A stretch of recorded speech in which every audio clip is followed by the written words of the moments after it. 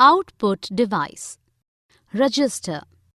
It is a very small amount of very fast memory that is built into CPU to speed up its operations by providing quick access to commonly used values. Output device. It is used to send data from a computer to another device or user, such as monitors, projectors, speakers, etc.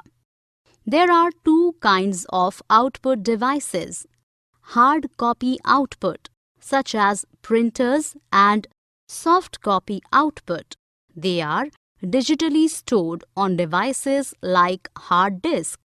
Printers are used to produce hard copy of output as text or graphics. According to their speed, they are of two kinds. Impact printers use the typewriter approach of hammering a typeface against the paper and inked ribbon. Example: matrix printers, daisy wheel printer, drum wheel printer, drum printer. Non-impact printers do not hit or impacts a ribbon to print and uses electrostatic chemicals and inkjet technologies.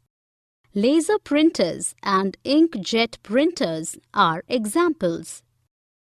Inkjet printers, it spray ionized tiny drops of ink onto a page to create an image.